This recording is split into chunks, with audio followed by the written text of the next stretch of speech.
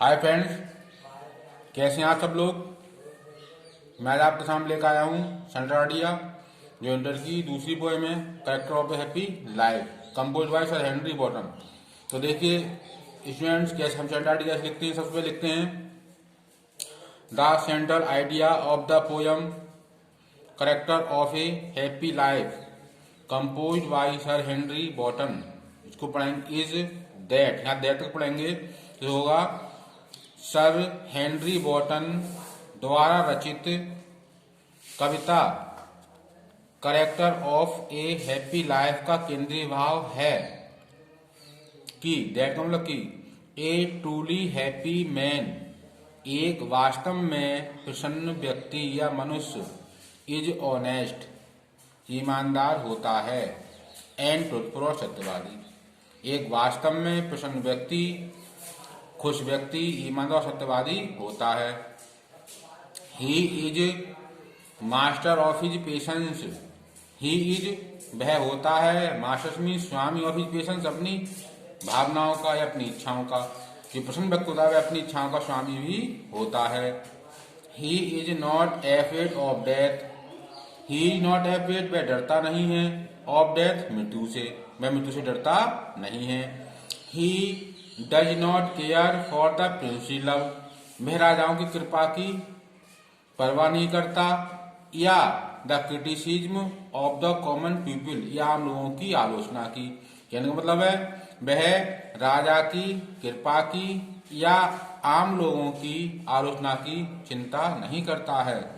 ही lessons only his conscience voice वह सुनता है केवल अपनी अंतरात्मा की आवाज। जो प्रसन्न व्यक्ति होता है वो केवल अपनी अंतरात्मा की आवाज ही सुनता है, किसी और की आवाज नहीं सुनता। तो ही lessons only his conscience voice वह केवल अपनी अंतरात्मा की आवाज सुनता है। ही इज नॉट जीलस वह ईर्ष्यालु नहीं होता है ऑफ एनीवन्स प्रोग्रेस किसी की भी तरक्की से या किसी की प्रगति से। कोई व्यक्ति प्रगति कर रहा है उसे ईर्ष्या नहीं करता है। ही इज गॉड फीयरिंग वह ईश्वर से डरने वाला गॉड फीयरिंग मतलब ईश्वर से डरने वाला, वह ईश्वर से डरने वाला होता है। He praise to God early and late वह ईश्वर की प्रार्थना करता है देर सवेर, अर्थात देर सवेर ईश्वर की प्रार्थना भी करता रहता है। कौन? ए हैप्पी पर्सन, ए हैप्पी मैन। ही स्पेंड हिज टाइम, ही स्पेंड वह व्यतीत करता है इस टाइम अपना समय इन द कंपनी साथ या संगति में ऑफ गुड बुक्स अच्छी किताबों की और फ्रेंड्स या मित्रों की। वह अपना समय व्यतीत करता है ही स्पेंड वह व्यतीत करता है इस टाइम अपना समय इन द कंपनी संगति में ऑफ गुड बुक्स अच्छी किताबों की और फ्रेंड्स या मित्रों के साथ वह अपना समय अच्छी किताबों की संगति में या अच्छे मित्र संगति में व्यतीत करता है।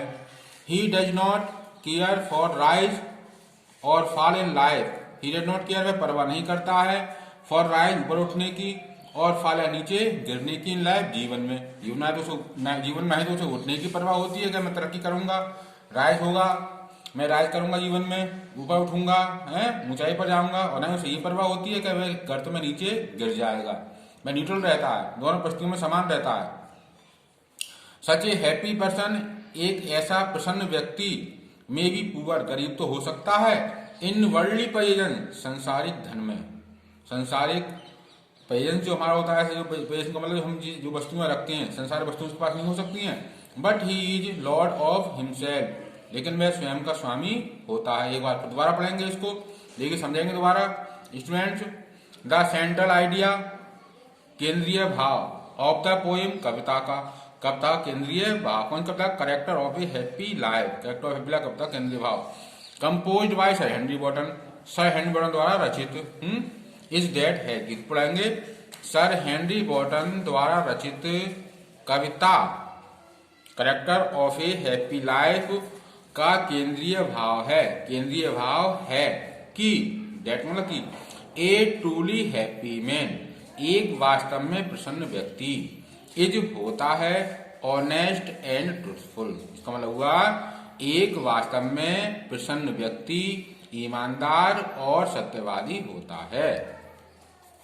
अगली पंक्ति है इसकी, he is master of his patience, he is वह होता है मास्टर मीन्स मालिक ऑफ हिज पेशेंस अपनी इच्छाओं का, अपनी भावनाओं का, यानी भावनाओं उसकी मालिक बन जाए, नहीं, वह अपनी इच्छाओं का, भावनाओं का मालिक होता है, चाहे वैसा करता है वो, ठीक है।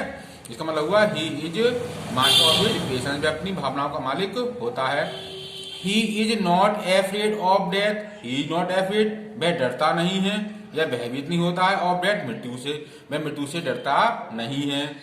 He does not care for the princely love और the criticism of the common people, he does not care, वह परवाह नहीं करता या चिंता नहीं करता, फॉर प्रिंसली लव, राजाओं की कृपा की, या the criticism of the common people, आम लोगों की आलोचना की परवाह नहीं करता, चाहे आम लोग आलोचना करें उसकी या राजा लोग कृपा करें उसकी चिंता नहीं करता।